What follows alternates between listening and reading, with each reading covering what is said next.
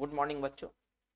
आज के इस वीडियो सेशन में हम लोग प्रीपोजिशन की बात करेंगे और प्रीपोजिशन में हम लोग कुछ फिल इन द ब्लैंक्स को देखेंगे।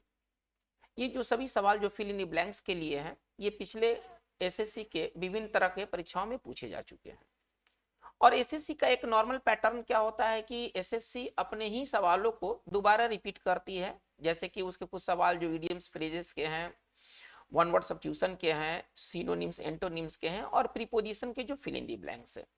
एसएससी के आप अगर इसके 10 साल या 15 साल के क्वेश्चन को अगर आप एनालिसिस करेंगे तो आप पाएंगे कि इसके कुछ साल पहले के जो सवाल हैं वो आजकल के जो परीक्षाएं हो रही हैं उनमें वो पूछे जा रहे हैं। तो आज की इस वीडियो सेशन में हम लोग कुछ प्रीवियस ईयर के जो प्रीपोजिशन के जो रिलेटेड सवाल है आज हम लोग उसको देखेंगे। चलिए, तो आज के इस वीडियो सेशन की शुरुआत किया जाए कुछ बहुत ही अच्छे जो फिल इन द ब्लैंक्स हैं जो प्रीपोजिशन से रिलेटेड है उनको लेकर के।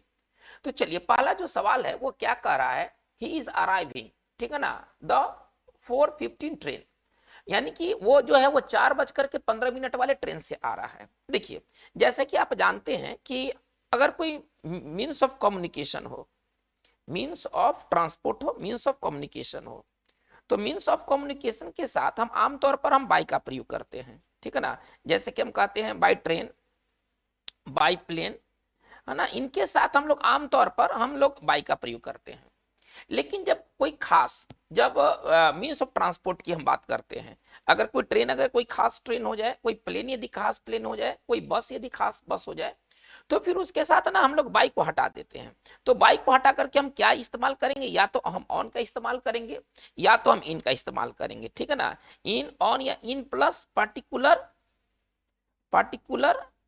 ठीक है ना, means of transport, means of transport, ठीक है ना। जब कोई मीन्स ऑफ ट्रांसपोर्ट, जब कोई पर्टिकुलर मीन्स ऑफ ट्रांसपोर्ट होता है तो उसमें प्रीपोजिशन या तो हम ऑन का प्रयोग करते हैं या तो इन का प्रयोग करते हैं, ठीक है। देखिए, अब इनका प्रयोग जो होता है वो कार के मामलों में होता है, यदि कोई पर्टिकुलर कार हो, ठीक है ना, यदि कोई विशेष कोई कार की बात हो तो फिर हम उसके साथ इनका प्रयोग करते हैं। और बाकी जितने भी बच गए, बाकी जितने भी है ना यातायात के साधन बच गए जो पर्टिकुलर होंगे, यातायात के साधन बच गए, हम उनके साथ प्रीपोजिशन हम ऑन का प्रयोग करते हैं। इसे एक उदाहरण से देखा जा सकता है। चलिए, एक उदाहरण से हम लोग इसको देखते हैं।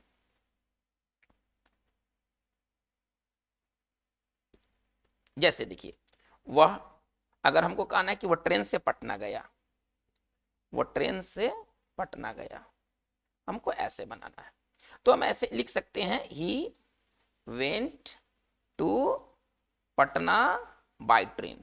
देखिए, लेकिन जब हम कोई पर्टिकुलर ट्रेन के बारे में बात करेंगे, 4:15 वाले ट्रेन से, या ट्रेन का अगर हम कोई नाम दे देते हैं तो उसके साथ जो प्रीपोजिशन जो यूज होगा वो बाई नहीं होगा। पहले तो बाई वहां होना नहीं चाहिए, यानी कि हमारा ऑप्शन बी जो होगा वो कैंसिल होगा, ठीक है। अच्छा, इनका प्रयोग अभी हमने कहां बताया था कि जो इनका प्रयोग होता है वो कार के मामलों में होता है।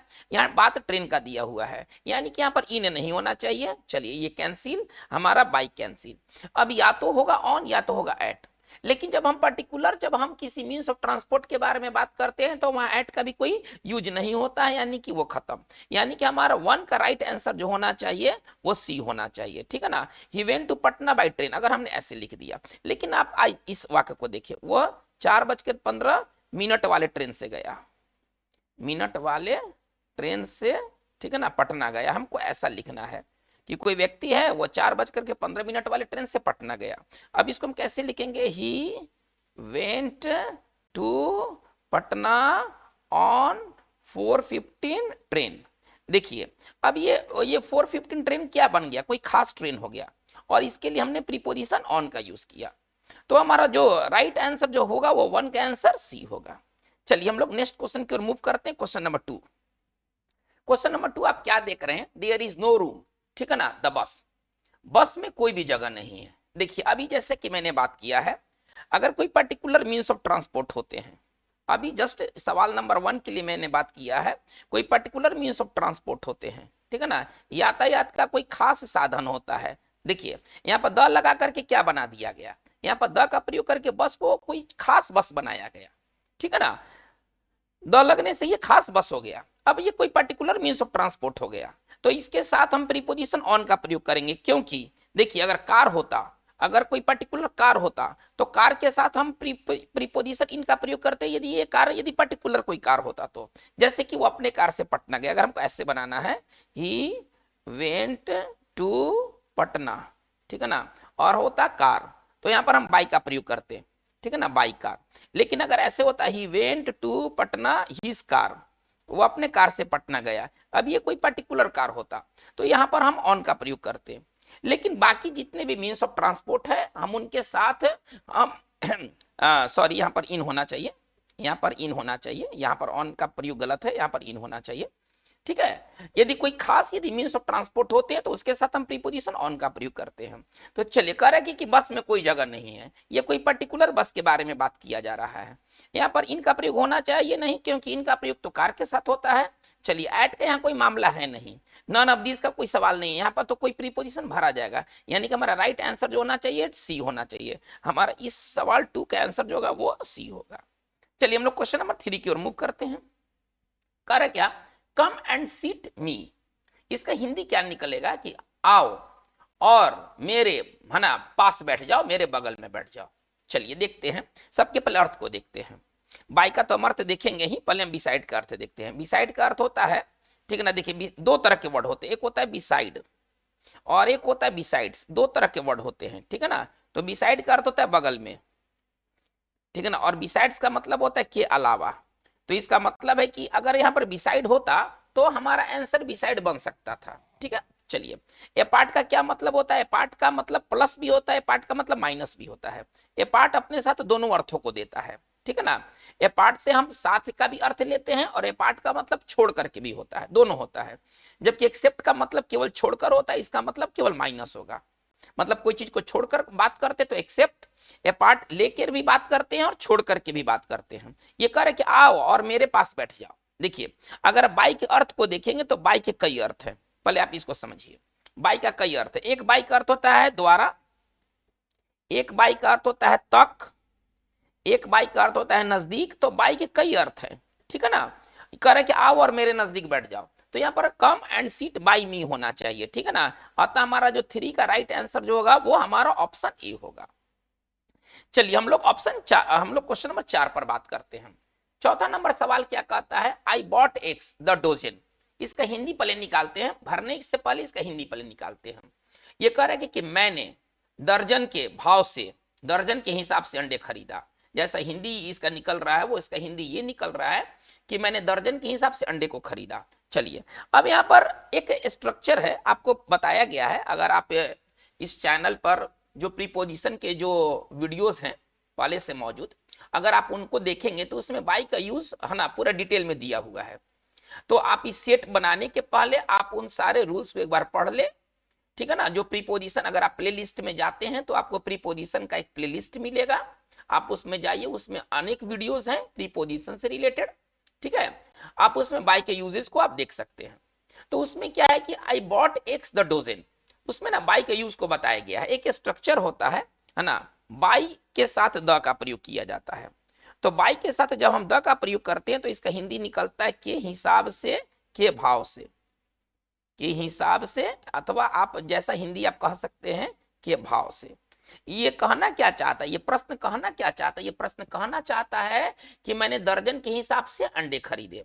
यहाँ पर तो एकदम द यहाँ दे दिया, तो द दे दिया तो बस यहाँ पर बाई चाहिए, क्योंकि द बाकी के साथ लगेगा नहीं, थ्रू द होगा नहीं, फ्रॉम द होता नहीं है, एट द होता नहीं है। ये स्ट्रक्चर फिक्स स्ट्रक्चर है बाई प्लस द। जैसे कि आप इस वाक्य को देखें, है ना, देखिए वह घंटे के हिसाब से, है ना, काम करता है। कोई व्यक्ति है वो घंटे के हिसाब से काम करता है।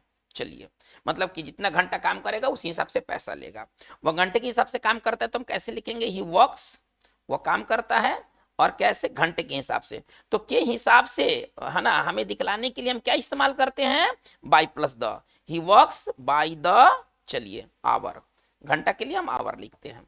इसी तरह से आप इस वाक्य को देख सकते हैं बेहतर और अंडरस्टैंडिंग के लिए, ठीक है ना। कपड़ा मीटर के हिसाब से बेचा जाता है, कपड़ा मीटर के हिसाब से, ठीक है ना, बेचा जाता है। चलिए अब इस वाक्य को हम लोग देखते हैं। कपड़ा मीटर के हिसाब से बेचा जाता है के हिसाब से बताने के लिए हमारे पास एक ही स्ट्रक्चर है और वह है बाई प्लस द।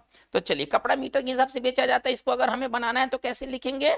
चलिए क्लॉथ इज सोल्ड, ठीक है ना, और बाई प्लस द, है ना, इसके बाद आपको जो लिखना है आप लिख सकते हैं बाई द मीटर। करे क्या कि मैंने दर्जन के हिसाब से अंडे खरीदे, यहाँ द दे दिया है, तो दे दिया है, इसका मतलब क्या होना चाहिए? यहाँ पर केवल बाई और बाई होना चाहिए, ठीक है ना। तो हमारा राइट आंसर क्या होगा? बी होना चाहिए। अतः हमारा जो 4 का राइट आंसर जो होगा वो बी होगा। चलिए हम लोग क्वेश्चन नंबर 5 पर आते हैं। कह रहा है क्या? The time ticket office opened there were hundreds of people in the queue. इसका हिंदी क्या निकल रहा है? पहले हिंदी पहले देखते हैं। टिकट ऑफिस खुलने तक, ठीक है ना, there were hundreds of people in the queue, है ना, पंक्ति में कतार में सैकड़ों लोग थे। मतलब टिकट ऑफिस खुले उस समय तक, है ना, टिकट ऑफिस के खुलने तक सैकड़ों लोग कतार में थे। देखिए अभी मैंने बात किया है कि बाई का कई अर्थ है। बाई का एक हिंदी है द्वारा, बाई का एक हिंदी है तक, बाई का कई हिंदी है। जैसे अभी मैंने बाई प्लस द कहा तो यहाँ पर बाई का हिंदी निकल गया के हिसाब से, बाई की कई हिंदी है। चलिए अब यहाँ पर कह रहा है क्या कि टिकट ऑफिस के खुलने तक, टिकट ऑफिस के खुलने तक का यहाँ सेंस है। और बाई प्लस द हम एक बात बता देना चाहते हैं, बाई द टाइम एक कंजंक्शन का भी काम करता है ना। बाई प्लस टाइम ये कंजंक्शन का भी काम करता है। तो यहाँ पर होना चाहिए बाई होना चाहिए, ठीक है ना। 5 का आंसर जो होगा वो बाई होगा, क्योंकि द टाइम के साथ और कुछ लगने वाला है नहीं, है ना। तक के लिए अनटिल भी होता है, तक के लिए टिल भी होता है, लेकिन बाई द टाइम क्या एक कंजंक्शन, एक फिक्स कंजंक्शन है ना। देखिए टिल मतलब ही तक, पहले आप इसको समझने की कोशिश कीजिए। अनटिल मतलब ही तक, ये सबका हिंदी तक होता है। चलिए बाई का भी हिंदी अभी मैं बता रहा हूं कि बाई का भी हिंदी तक है, लेकिन टाइम के साथ कौन सा पेयर बनाएगा? टाइम के साथ अनटिल द टाइम नहीं होगा, है ना, टिल द टाइम नहीं होगा, ये सब नहीं होने वाले हैं। तो जो फिक्स फ्रेज है वो है बाय द टाइम, ठीक है ना, कि टिकट का ऑफिस के खुलने तक पंक्ति में कतार में सैकड़ों लोग खड़े थे। तो इसका मतलब है कि हमारा 5 का राइट आंसर हमारा ए होना चाहिए। आते नंबर 6 की ओर। कह रहे क्या? He killed the snake hitting it, उसने सांप को मारा हिट करके। देखिए बाई क्या बताता है कि कोई काम आप कैसे करते हैं, किसी काम के प्रोसेस को बताने के लिए, कोई प्रोसेस को बताने के लिए हम बाई का प्रयोग करते हैं। फ्रॉम का नहीं होगा, एक क्रॉस नहीं होगा, विथ नहीं होगा, ठीक है ना। हाँ कोई अगर मशीन होता कि उसने स्टिक से सांप को मारा, अगर ऐसे होता ही किल्ड द स्नेक और होता, है ना, ए स्टिक, उसने छड़ी से, है ना, स्नेक को मारा। तो कोई मशीन या इंस्ट्रूमेंट से जब हम कोई काम करते हैं तो उसके साथ प्रीपोजिशन विथ का प्रयोग करते हैं। तो ही किल्ड द स्नेक विथ है, यहाँ पर विथ होता। जब यहाँ पर स्टिक होता तो यहाँ पर विथ होता। यहाँ पर गन होता कि उसने स्नेक को गन से किल कर दिया। तो कोई काम यदि आप इंस्ट्रूमेंट से करते हैं, मशीन से करते हैं, तो प्रीपोजिशन हम लगाते हैं विथ।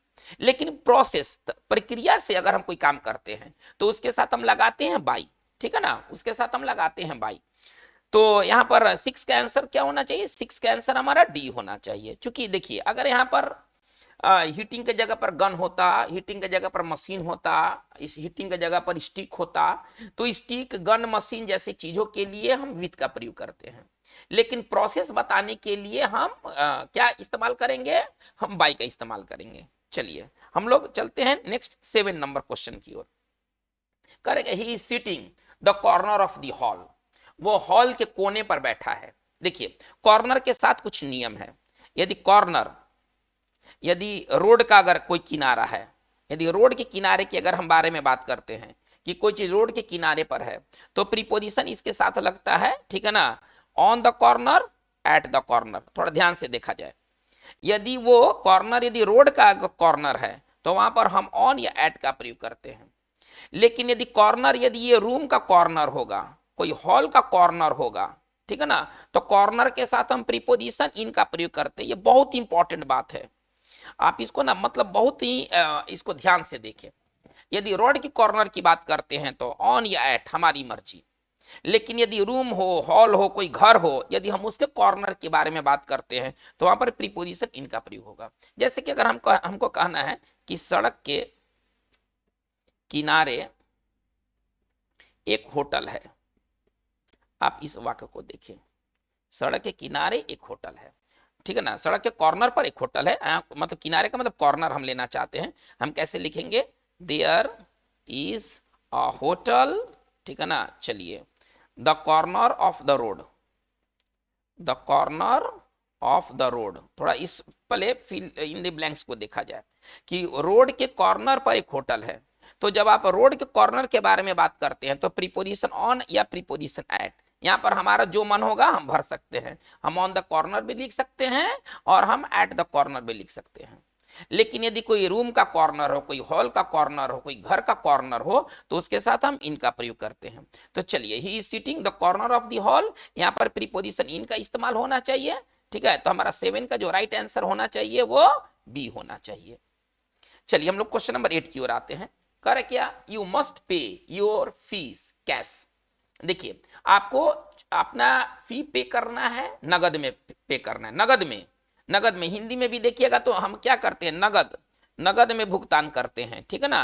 अब इसका जो इंग्लिश होना चाहिए इन कैश, ठीक है। तो इसका राइट आंसर क्या होगा, 8 का राइट आंसर जो होगा वो आपका बी होना चाहिए, 8 का जो राइट आंसर होगा वो बी होगा। चलिए, नगद में हम कोई चीज नगद में काम करते हैं, नकद नहीं, नगद होना चाहिए, यहां पर ग कर लीजिएगा, ठीक है। चलिए हम लोग क्वेश्चन नंबर 9 में बात करते हैं। कर है क्या, the latest events through the country A panic, जो हाल की जो घटनाएं थी, ठीक है ना, इसने देश को किस में डाल दिया, दहशत में डाल दिया। देखिए एक फ्रेज है थ्रो, ठीक है ना, इनटू ए पैनिक, ये पैनिक के साथ यदि हम थ्रो का इस्तेमाल करते हैं तो उसके साथ देखिए इनटू क्या दिखलाता है, इनटू जो दिखलाता है वो मोशन दिखलाता है, जिसमें गति होता है ना, हम उसके साथ इनटू का प्रयोग करते हैं। तो उसने देश को ना दहशत में डाल दिया। यहाँ पर थ्रो में गति का सेंस, एक कॉन्सेप्ट में गति का सेंस है, और जिसके कारण यहाँ पर इन के जगह पर इनटू होना चाहिए, ठीक है ना। जैसे कि अगर हमको कहना है कि उसने नदी में, ठीक है ना, बैग फेंक दिया या कोई चीज फेंक दिया, ठीक है ना, उसने नदी में, चलिए, थैला फेंक दिया, थैला फेंक दिया, कोई व्यक्ति है नदी में थैला फेंक दिया। चलिए कैसे लिखेंगे, ही थ्रू द बैग, ठीक है ना। चलिए अब यहाँ पर हमें प्रीपोजिशन भरना है, रिवर। तो थ्रो में ना गति होता है, कॉन्सेप्ट का थ्रो आ चाहे एक्शन वाला थ्रो हो, दोनों में गति का कॉन्सेप्ट होता है, ठीक है ना। He threw the bag into the river, उसने नदी में बैग को फेंक दिया। तो उसने पैनिक, है ना, जो लेटेस्ट इवेंट्स है उसने देश को ना दहशत में डाल दिया। यहाँ पर एक एक्सप्रेशन होता है थ्रो इनटू ए पैनिक, तो यहाँ पर इनटू का प्रयोग होना चाहिए। इसका मतलब है कि 9 का राइट आंसर हमारा जो होगा वो बी होगा। चलिए हम लोग क्वेश्चन नंबर 10 की ओर मूव करते हैं। कह रहा है क्या, what are you doing next Sunday. देखिए, कोई खास दिन, कोई विशेष दिन के पहले, थोड़ा ध्यान से देखा जाए नियम को, विशेष दिन के पहले हम प्रीपोजिशन ऑन का प्रयोग करते हैं। लेकिन ये अगर कोई जो इस पर्टिकुलर डे है, जो विशेष दिन है, थोड़ा इसको ध्यान से देखा जाए, जो पर्टिकुलर डे है, यदि इसके साथ लग जाए नेक्स्ट, लास्ट, दिस, ठीक है ना, इत्यादि जैसा वर्ड लग जाए तो इसके साथ नो प्रीपोजिशन, आप ऐसा समझिए, इसके साथ हम किसी प्रीपोजिशन का प्रयोग नहीं करते हैं। कह रहे क्या, देखिए अगर केवल संडे होता, अगर केवल संडे के बात में बात करते तो हम ऑन संडे लिखते हैं, थोड़ा ध्यान दिया जाए। लेकिन संडे के साथ क्या लगा हुआ है, नेक्स्ट, तो कोई पर्टिकुलर डे के साथ यदि नेक्स्ट हो, लास्ट हो, दिस हो, ऑल हो, है ना, एवरी हो, अगर इस तरह के वर्ड्स हो तो इसके साथ हम कोई प्रीपोजिशन का प्रयोग नहीं करते हैं। जैसे कि कोई कह रहा है कि अगले सोमवार को आओ, अगले सोमवार को आओ, कोई कह रहा है कि अगले सोमवार को आओ। चलिए हमको कैसे कहेंगे, स्पोकन में कैसे कहेंगे, कम नेक्स्ट मंडे, हम ऐसे कहेंगे। कम ऑन यहां पर नहीं कहेंगे, अगर हम यहां ऑन का प्रयोग करते हैं तो वो गलत होगा। चलिए, तो 10 का राइट आंसर हम लोग क्या पहुंचे हैं, नो प्रीपोजिशन, है ना। 10 का जो राइट आंसर होगा वो डी होगा, इसका जो राइट आंसर होने वाला है वो डी होने वाला है। चलिए 11 नंबर पर आते हैं। कह रहे कि industrial development is going the periphery of the town, इसका हिंदी क्या निकलेगा, कि जो औद्योगिक जो विकास है वह शहर के बाहरी क्षेत्र में हो रहा है, ठीक है ना। कोई भी औद्योगिक जो विकास होता है ना तो वो शहर के अंदर में थोड़े होता है, शहर के बाहरी क्षेत्र में होता है। तो जब आप प्रीपोजिशन में जब आप ऑन का यूज पढ़ेंगे तो उसमें एक चीज आपको मिलेगा, on the periphery, on the periphery, in नहीं होगा, on, on the periphery. On कुछ पर्टिकुलर नाउन के साथ लगता है, on the campus, on the edge, देखिए ये सबके साथ क्या लगता है, इन सबके साथ जो लगता है ना ऑन लगता है, ठीक है ना। ऑन द आउट स्कर्ट्स, ये सबके साथ अगर आप ऑन के यूजेस में इस चैनल में मैं आपको पहले बता चुका हूं कि प्रीपोजिशन की आप बहुत सारी वीडियोस मौजूद हैं, अगर आप उनको देखेंगे उनमें ऑन का यूज बताया गया है। Periphery, campus, edge, outskirts, premises, इन सब के साथ हम प्रीपोजिशन ऑन का प्रयोग करते हैं। तो हमारा 11 का राइट आंसर होना चाहिए सी, एकदम फिक्स है, ऑन द पेरीफेरी, है ना। यहाँ कुछ सोचना भी नहीं है कि ऑन होगा कि नहीं होगा, ठीक है ना। तो चलिए हमारा 11 का जो राइट आंसर होना चाहिए वो सी होना चाहिए। चलिए हम लोग 12 में मूव करते हैं। करे कि they are working a farm, वे फॉर्म पर काम कर रहे हैं। ठीक है ना, कोई व्यक्ति वो फार्म पर काम कर रहा है। फार्म आप समझते हैं, खेत खलिहान जैसा होता है, कोई व्यक्ति फार्म पर काम कर रहा है। देखिए ये ऑन का ना एक विशेष यूज है ना, ऑन द फार्म, है ना। ऑन द हम अगर काम करते हैं, अगर फार्म पर काम करते हैं तो वहां पर ऑन का प्रयोग होना चाहिए, ठीक है ना। तो इसका मतलब है कि 12 का राइट आंसर जो होगा वो डी होगा। एट यहाँ नहीं होगा, एट हो सकता था, लेकिन फॉर्म हम जहां पर काम करते हैं वहां पर एट ही लगता है। थोड़ा ध्यान दिया जाए, हम कहीं भी काम करते हैं, जैसे कि ही इज वर्किंग, ठीक है ना, ए शॉप। चलिए he is working A shop, वो दुकान पर काम कर रहा है, वर्क के साथ एट ही लगता है, लेकिन ये फार्म वाली बात स्पेशल बात है, जिसके कारण यहाँ पर प्रीपोजिशन ऑन लगा है। अगर यहाँ फार्म ना होकर के कोई दूसरा चीज होता तो निश्चित तौर पर वहां पर प्रीपोजिशन एट का प्रयोग होता, लेकिन फार्म होने की वजह से यहाँ पर एट का जो यूज होगा वो गलत होगा। यहाँ पर प्रीपोजिशन ऑन होना चाहिए। जैसे इस वाक्य को देखा जाए कि वो दुकान पर काम कर रहा है, तो दुकान पर काम करने के लिए एट सही है, ठीक है ना। कोई व्यक्ति स्कूल में काम कर रहा है, वहां पर एट सही है, लेकिन एक स्पेशल एक्सप्रेशन है जिसमें बताता है कि फार्म में अगर आप हैं, फार्म में काम करते हैं, तो वहां पर प्रीपोजिशन ऑन का प्रयोग होना चाहिए। तो हमारा 12 का राइट आंसर जो होगा वो डी होगा। चलिए हम लोग आते हैं क्वेश्चन नंबर 13 में। चलिए क्वेश्चन नंबर 13 क्या कहता है, there is a big hospital the edge of the village, है ना। गांव के बाहरी, है ना, गांव की बाहरी सीमा पर एक बड़ा हॉस्पिटल है। अभी मैं बात किया हूं उसमें क्या बताया हूं, एज, पेरीफेरी, प्रीमिसेस, आउटस्कर्ट्स, इन सब के साथ प्रीपोजिशन ऑन का प्रयोग होगा। अतः हमारा 13 का राइट आंसर क्या होना चाहिए, ए होना चाहिए। 13 का राइट आंसर हमारा ए होना चाहिए। चलिए हम लोग बात को आगे लेके चलते, क्वेश्चन नंबर 14 की ओर मूव करते हैं। सवाल क्या कर रहा है, train leave the station the hour. देखिए ये एक फ्रेज है, फिक्स फ्रेज है ना। फ्रेज क्या कहता है, on the hour. On the hour एक फ्रेज है जिसका मतलब होता है कि प्रत्येक घंटा, हर एक घंटा, है ना। अब चलिए वाक्य का पहले हिंदी देख लेते हैं। पहले हिंदी क्या कहता है, train leave the station the hour. इसका हिंदी क्या निकलेगा, इसका हिंदी ये निकलेगा कि जो ट्रेन है वो घंटे घंटा स्टेशन को छोड़ती है, मतलब स्टेशन से गुजरती है। हर एक घंटा, प्रत्येक घंटा, यहाँ प्रत्येक घंटा का सेंस है। और जो द आवर है ना वो हमेशा ऑन के साथ रहेगा, हमेशा और हमेशा ऑन के साथ रहेगा। अतः हमारा 14 का जो राइट आंसर होगा वो ऑप्शन ए होगा, ठीक है ना। चलिए हम लोग आते क्वेश्चन नंबर 15 की तरफ।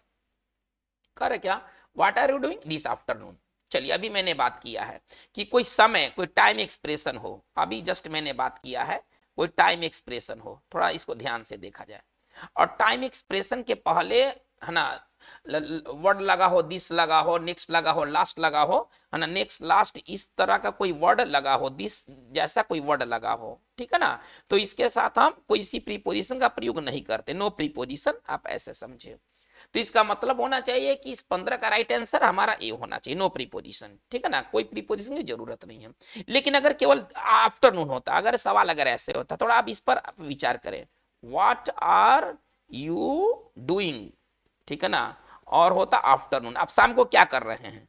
कोई पूछता कि आप शाम को क्या कर रहे हैं, तो आफ्टरनून के साथ प्रीपोजिशन हम इन का प्रयोग करते, थोड़ा ध्यान दिया जाए, है ना। आफ्टरनून के साथ अगर केवल नून होता, अगर केवल नून होता तो एट नून होता है, थोड़ा ध्यान दिया जाए। अगर केवल नून होता तो एट नून होता है, लेकिन अगर आफ्टरनून होता तो आफ्टरनून के साथ हम प्रीपोजिशन इनका प्रयोग करते हैं। लेकिन अगर आफ्टरनून के साथ यदि नेक्स्ट, लास्ट, दिस जैसा कोई वर्ड जुड़ जाए तो फिर नो प्रीपोजिशन। तो बच्चों हम समझते हैं कि ये सारा कॉन्सेप्ट अभी तक क्लियर हो रहा है। ये बहुत इंपॉर्टेंट, ये प्रीपोजिशन के ये फिलर्स हैं। हर प्रकार के एग्जाम्स, वो चाहे एसएससी हो, वो बैंक हो, वो एनडीए हो, सीडीएस हो, हर प्रकार के एग्जाम्स के लिए ये बहुत ही फैंटास्टिक ये फिल इन द ब्लैंक्स है, आप ऐसा समझिए। ये केवल एक एग्जाम तक सीमित नहीं है, इसका दायरा बहुत बड़ा है। और इसी तरह के फंडामेंटल सवाल लगभग सभी परीक्षाओं में पूछे जाते हैं। तो चलिए 15 का राइट आंसर हम लोग कहां तक पहुंचे हैं, 15 का राइट आंसर जो होगा वो ए होगा। चलिए इसको ध्यान रखना है, राइट आंसर को ध्यान में रखना है। चलिए क्वेश्चन नंबर 16 का है क्या, देयर आर नॉट है ना many grapes the tree this year, है ना इस साल है ना पेड़ पर ज्यादा अंगूर नहीं है ना। बात ये कर रहा है कि इस साल पेड़ पर ज्यादा अंगूर नहीं है। यहां पर देखिए अगर जगह बंद हो या जगह घिरा हो, यदि कोई जगह बंद हो और जगह घिरा हो तो वहां पर हम प्रीपोजिशन इन का प्रयोग करते हैं। और यदि जगह खुला हो, यदि कोई खुला स्थान हो, खुला जगह हो, ठीक है ना, तो उसके साथ हम प्रीपोजिशन ऑन का प्रयोग करते हैं। अब अगर कहना है कि पेड़ पर घोंसले हैं, पेड़ पर एक घोंसला है, चलिए एक घोंसला है।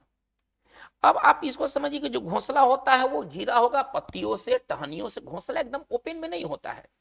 घोंसला जो होता है वो पेड़ से, पत्तियों से, टहनियों से घिरा होता है ना, टहनियों से, पत्तियों से घिरा होता है। यानी कि पेड़ पर एक घोंसला है तो कैसे इसको बनाएंगे, देयर इज ए नेस्ट, चलिए देयर इज ए नेस्ट और द ट्री हमें लिखना है। चलिए यहां पर हमें प्रीपोजिशन भरना है। अब ये तो घिरा हुआ है, बंद जगह, ये घिरा हुआ जगह के लिए हम प्रीपोजिशन इनका प्रयोग करेंगे। यहां पर पेड़ जो होगा ना वो घिरा हुआ माना जाएगा। चलिए in the tree, there is a nest in the tree. लेकिन अगर कहना है कि पेड़ पर फल है, तो पेड़ पर फल तो ओपन स्थान में होंगे ना, वो पेड़ पर फल कहीं भी हो सकते हैं, है ना, पेड़ पर ग्रेप्स कहीं भी हो सकते हैं। और तब खुले स्थान के लिए हम प्रीपोजिशन क्या इस्तेमाल करेंगे, ऑन इस्तेमाल करेंगे, ठीक है ना। यहाँ पर पेड़ क्या हुआ है, खुला हुआ है, ग्रेप्स के लिए पेड़ खुला हुआ है। अतः इसका 16 का राइट आंसर हमारा जो होगा वो हमारा ए होगा। आते हैं 17 में, करे क्या, arriving home I discovered they had gone, मतलब घर आते ही मैंने पाया कि वे जा चुके थे। देखिए एक ऑन का यूज है, अगर एक काम के तुरंत बाद, अगर एक काम के तुरंत बाद कोई दूसरा काम हो तो ये बात प्रीपोजिशन ऑन से बनता है। एक क्रिया के जस्ट बाद, एक क्रिया के जस्ट बाद कोई क्रिया अगर होती है तो फिर उसके लिए प्रीपोजिशन क्या इस्तेमाल होता है, उसके लिए ऑन इस्तेमाल होता है। कह रहा है क्या, घर आते ही मैंने पाया कि वो जा चुके, मतलब घर आया देखा कि वो तो जा चुके हैं। यानी कि एक क्रिया के जस्ट बाद कोई क्रिया हुआ, घर आया मैं देखा, एक क्रिया घर आने का, दूसरा क्रिया देखने का, तो इसमें हम प्रीपोजिशन ऑन का प्रयोग करेंगे।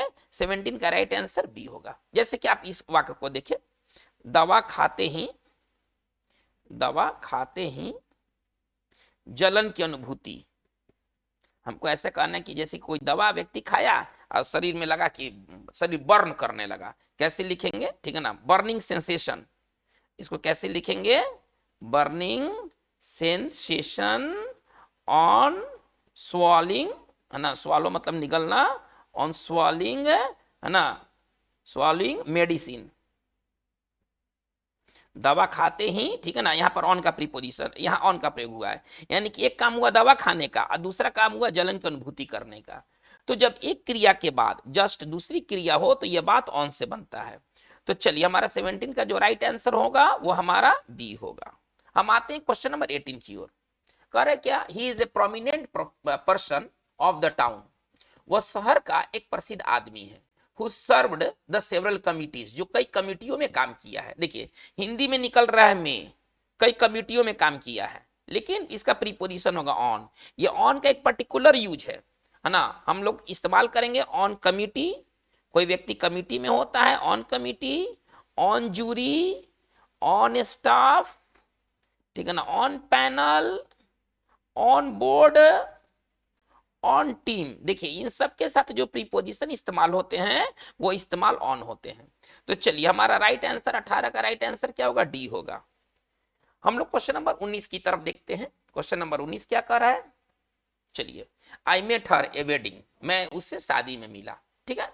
चलिए अब यहां पर एट होना चाहिए। देखिए जहां पर ग्रुप एक्टिविटी होते हैं, जहां पर कई लोग काम करते हैं, ठीक है ना, तो ग्रुप एक्टिविटी, जहां पर ग्रुप एक्टिविटी होता है आप ऐसे समझिए जिसमें कई लोग काम करते हैं, उसके साथ हम प्रीपोजिशन एट का प्रयोग करते हैं।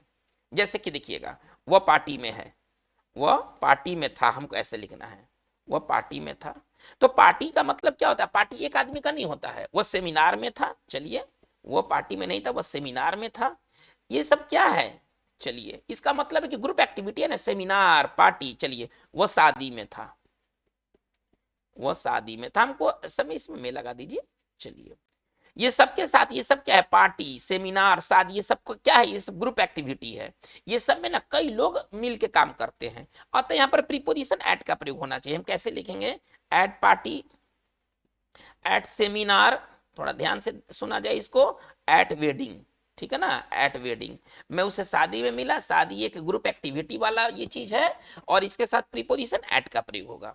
तो 19 का राइट आंसर ए होना चाहिए। आते हम लोग 20 में, कह रहे क्या, he is an eminent professor JNU.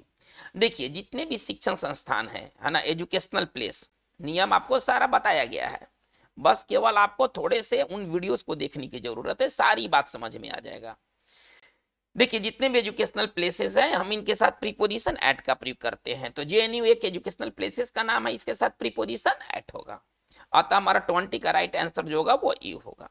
आते हैं हम लोग 21 में, कह रहे क्या, she is bad communicating her ideas, यानी कि वो अपना विचारों को कहने में अच्छी नहीं है ना, तो बैड के साथ एट होगा। आप किसी चीज में अच्छे हैं अथवा आप किसी चीज में खराब है, तो उसके साथ नॉर्मली हम प्रीपोजिशन एट का इस्तेमाल करते हैं। जैसे कि अगर हम कहना है वो मैथ्स में खराब है, कोई व्यक्ति है वो मैथ्स उसका अच्छा नहीं है, वह मैथ्स में खराब है, कैसे लिखेंगे, he is bad at maths, he is bad at maths. हम इसी तरह से लिख सकते हैं, है ना, he is good at physics, वो फिजिक्स में अच्छा है। तो आप किसी चीज में अच्छे हैं अथवा आप किसी चीज में खराब हैं, इन दोनों के साथ जो प्रीपोजिशन यूज होगा वो एट होगा। तो चलिए हमारा 21 का राइट आंसर एट होगा। हालांकि कुछ स्रोत ऐसे हैं जहां पर प्रीपोजिशन इन आपको दिखाई देगा, लेकिन यहाँ इन नहीं होना चाहिए, है ना। यहाँ पर जो ऑथेंटिक आंसर है, जो सही आंसर है, वो आपका एट है। चलिए हम लोग 22 की ओर मूव करते हैं। करेंगे देयर इज ए हट द रिवर, हिंदी क्या निकलेगा कि नदी के ऊपर एक झोपड़ी है। देखिए कोई चीज, जैसे कि ये नदी है, झोपड़ी क्या ऐसे होगा, इधर झोपड़ी होगा, नदी के ठीक ऊपर झोपड़ी होगा, ऐसा तो कोई झोपड़ी है नहीं। थोड़ा ध्यान से सुनिएगा, माने कि नीचे नदी बह रही है, तो क्या इसके ठीक ऊपर झोपड़ी होगा, ऐसा नहीं होता है। नदी मतलब उसका लेवल, लेवल हम देखेंगे ना, नदी यहाँ है, झोपड़ी यहाँ है, ऐसे होगा।